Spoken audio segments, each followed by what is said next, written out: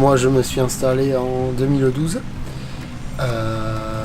vite après mon cursus scolaire, donc j'ai d'abord fait un stage d'installation de 6 mois l'été 2011 à Saint-Jean-de-Marsac, je faisais un maraîcher bio.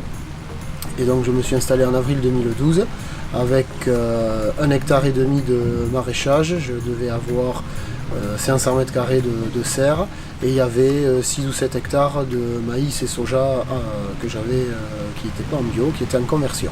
Et donc je me suis mis au bio pour plusieurs raisons.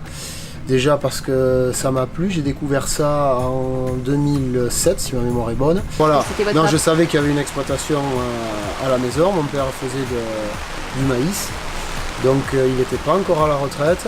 Donc j'ai été voir la SAFER, savoir s'il y avait du foncier à vendre. Il se trouvait qu'il y avait un petit peu de foncier à vendre autour de chez moi, pas juste à côté de chez moi, donc j'ai quand même acheté 13 hectares.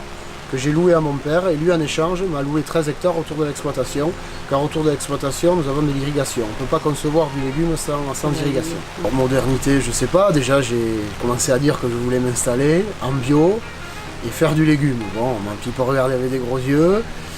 J'ai de la chance d'avoir des parents très ouverts qui m'ont laissé mener mon projet, qui m'ont beaucoup aidé, beaucoup épaulé. Ma mère, au niveau paperasse, énormément. On travaille en famille, bon, c'est pas tous les jours la fête, hein, il y a quelques engueulades, c'est normal, mais je pense pas qu'aujourd'hui, j'en serais pas où j'en suis si je les avais pas eu. Oui, ça c'est sûr. Je tire mon chapeau aux agriculteurs qui s'installent sans aide familiale.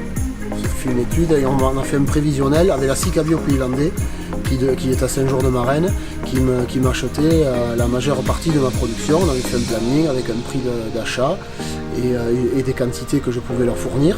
Dès que j'ai eu mes premiers légumes, j'avais quand même à la tête de faire de la vente directe et j'ai commencé à aménager un petit coin de garage où j'ai monté 4 planches de tréteaux et j'ai mis quelques cajots et que j'ai commencé à vendre du légume. Ça a porté ses fruits, donc je me suis développé sur la vente directe. Voilà, tout en gardant la SICA et aujourd'hui je livre encore la SICA et je fais de la vente directe.